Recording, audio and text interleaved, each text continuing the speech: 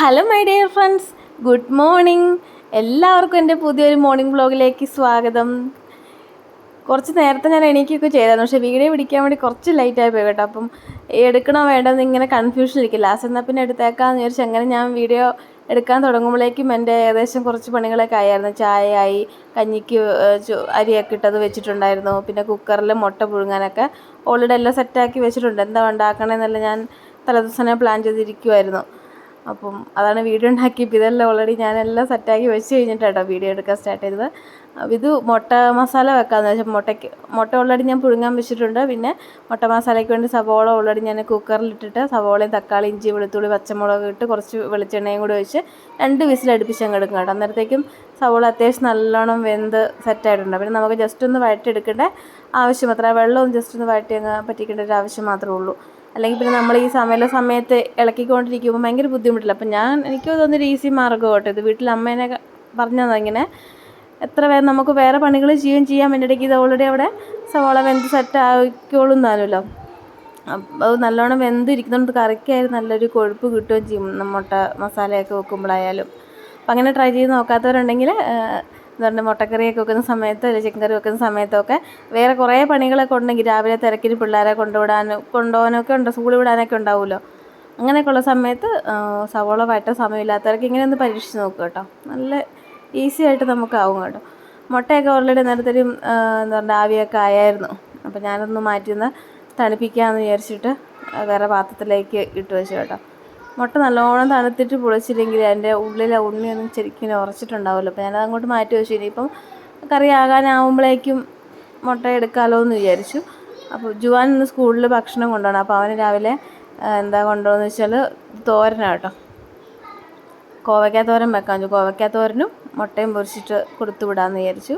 പിന്നെ ചോളം 2 പേർ കൂടി 11 മണിക്ക് സ്നാക്സിൻ്റെ സമയത്ത് കഴിക്കാൻ വേണ്ടി ഞാൻ ചോളം ആക്കും കേട്ടോ. ഞാൻ ബേക്കറി പലഹാരങ്ങളൊന്നും കൊടുത്തു വിടാറില്ല, അവർക്ക് ബിസ്ക്കറ്റോ അങ്ങനെയൊന്നും കൊടുക്കാറില്ല. ചോളമോ അങ്ങനത്തെ എന്തെങ്കിലുമൊക്കെ, അല്ലെങ്കിൽ ഫ്രൂട്ട്സോ അങ്ങനെ എന്തെങ്കിലും കൊടുക്കാറുള്ളൂ കേട്ടോ. കാരണം ബേക്കറി ബിസ്ക്കറ്റൊക്കെ തിന്നുമ്പോഴായാലും ഉമ്മമാർക്ക് ഇടയ്ക്കിടയ്ക്ക് വയറുവേദന പറയുന്നത് ഞാൻ കൊടുക്കാറില്ല. ഇപ്പം ബേക്കറി പലഹാരം ഒഴിവാക്കുവാണെങ്കിൽ അത് നല്ലതെന്ന് ഇങ്ങനെ ഡോക്ടറെ കാണിച്ചപ്പം പറഞ്ഞു. പിന്നെ ചോളമൊക്കെ ആയാലും ഭയങ്കര ഇഷ്ടം. അവർ കൊണ്ടുവന്നെല്ലാം മുഴുവൻ കഴിച്ചിടും. ഇത് തന്നെ ഇപ്പം പകുതി ഇവിടുന്ന് കഴിച്ചിട്ട് തന്നെ അവർ പോയത്. ചോളം അവർക്ക് അത്ര ഇഷ്ടമാണ്. ബ്രേക്ക്ഫാസ്റ്റിന് ചോളമാക്കി കൊടുത്താൽ ഭയങ്കര ഇഷ്ടമാണ്. ഞാൻ ബ്രേക്ക്ഫാസ്റ്റിനും കഴിച്ചിന് സ്കൂളിൽ നിന്നും കഴിക്കുമ്പോൾ ഒരു മടുപ്പാവണ്ടല്ലോ എന്ന് വെച്ചിട്ട് ബ്രേക്ക്ഫാസ്റ്റിന് ചപ്പാത്തിയും മുട്ട മസാലയാക്കാമെന്ന് വെച്ചു.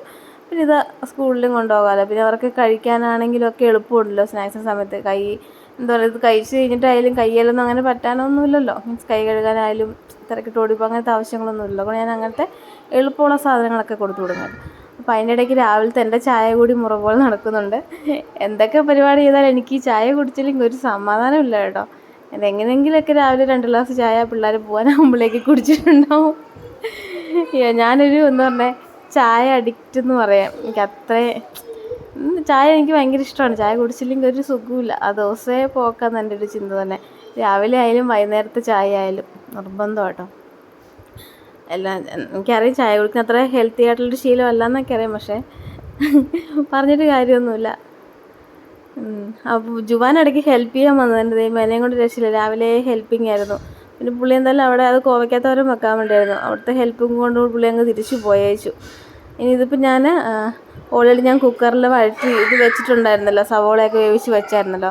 അപ്പോൾ അത് ഞാൻ ഒരു ചീനച്ചട്ടിക്കകത്തേക്ക് എണ്ണ വെച്ച് കടുകും പൊട്ടിച്ചിട്ട് അത് ഇതിനകത്തേക്ക് വെച്ച് നല്ലോണം ഇളക്കി കൊടുത്തു. അത്യാവശ്യം നല്ലോണം വഴണ്ട് തന്നെയാണ് നമുക്ക് കിട്ടുന്നത്. പിന്നെ നമ്മൾ ജസ്റ്റ് ഒന്ന് ഇളക്കിയാൽ മതി ചീനച്ചട്ടിലേക്ക് മാറ്റിയിട്ട്.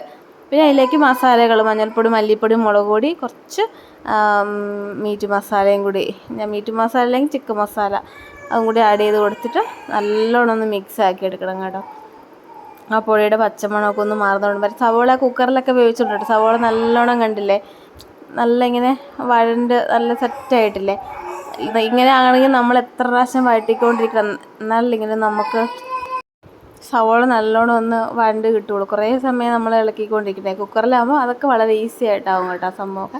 പിന്നെ അതിലേക്ക് കുറച്ച് വെള്ളം കൂടെ, കാരണം ഗ്രേവി ആയിട്ടാണല്ലോ ചപ്പാത്തി കഴിക്കാറല്ലേ, കുറച്ച് വെള്ളം കൂടി ഒഴിച്ചു കേട്ടോ. പിന്നെ അതൊന്നും തിരിച്ച് ചൂടായി വരുമ്പോൾ അതിലേക്ക് ഞാൻ കുറച്ച് കറിവേപ്പിലും പിന്നെ കുറച്ച് ആവശ്യത്തിന് ഉപ്പ് നോക്കിയിട്ട് കുറച്ച് ഉപ്പ് ഇട്ടു. പിന്നെ ഒരു ബാലൻസിങ്ങിനായിട്ട് കുറച്ച് പഞ്ചസാരയും കൂടി ഇട്ട് കൊടുത്തു കേട്ടോ. അപ്പോൾ ആ മുട്ട നമ്മൾ ഹോട്ടലിൽ നിന്നൊക്കെ കഴിക്കുന്ന അതേ മുട്ട മസാലയുടെ രുചിയാണ്. 2 മുട്ടയും ഇട്ടു. പിള്ളേരുടെ മുട്ട അതിനകത്ത് ഇടാൻ അവർക്ക് എരിവ് ഇഷ്ടമില്ല. അപ്പോൾ ഞാൻ മുട്ട സെപ്പറേറ്റ് കൊടുക്കാമെന്ന് വെച്ചിട്ട് അവരുടെ അങ്ങ് മാറ്റി വെച്ചോട്ടെ. എൻ്റെ ചേട്ടയുടെയും മാത്രമേ അങ്ങോട്ട് ഇട്ടുള്ളൂ. പിന്നെ ചപ്പാത്തി എനിക്കറിയില്ല, ഈ മിക്സി ഉള്ളതുകൊണ്ട് എളുപ്പമാണ് ചപ്പാത്തി മാവ് കുഴയ്ക്കാൻ വേണ്ടി. കയ്യിലോ പാത്രത്തിലോ ഒന്നും ആവത്തില്ല. ഇതിലിട്ട് 2 കറക്കുക, അടിപൊളി സെറ്റ്. നല്ല മയമുള്ള ചപ്പാത്തി നമുക്ക് ഇതിൽ കിട്ടും കേട്ടോ. എത്ര ഫാസ്റ്റിലാണെന്നൊക്കെ നല്ല ഉരുണ്ട് നല്ല ഇതായിട്ട് കിട്ടും. ഈ മിക്സിയില്ല, ഇത് മിക്സി പുതിയത് വാങ്ങാൻ ആഗ്രഹിക്കുന്നവരൊക്കെ ഉണ്ടെങ്കിൽ ഇങ്ങനത്തെ മിക്സി വാങ്ങിയത് കേട്ടോ. പ്രീതി സോഡിയാക്കിൻ്റെ മിക്സി കേട്ടോ. ഞാൻ വേഗം ചപ്പാത്തി ഉണ്ടാക്കി നിർത്തുന്ന ഏകദേശം സമയമായി. അപ്പോൾ ഞാൻ വേഗം ആക്കുക. കാരണം 9 മണി 9:15 ആകുമ്പോൾ അവർക്ക് സ്കൂളിൽ പോകണം. ഞാൻ വേഗം ചപ്പാത്തി ഒക്കെ പരത്തി അവർക്ക് കഴിക്കാനും ഒക്കെ കൊടുത്തു. പിന്നെ വൈകുന്നേരം അവർ വന്നപ്പോൾ അവരെ വീട്ടിലൊക്കെ കൊണ്ടാക്കിയിട്ട് പിന്നെ ഞാൻ എൻ്റെ മുടി ഒന്ന് ചെറുതായിട്ടൊന്ന് കട്ട് ചെയ്യാനൊക്കെ പോയി കേട്ടോ. അപ്പോൾ അതിൻ്റെ വീഡിയോ ഞാൻ ജസ്റ്റ് ആഡ് ചെയ്തിട്ടുണ്ട് കേട്ടോ.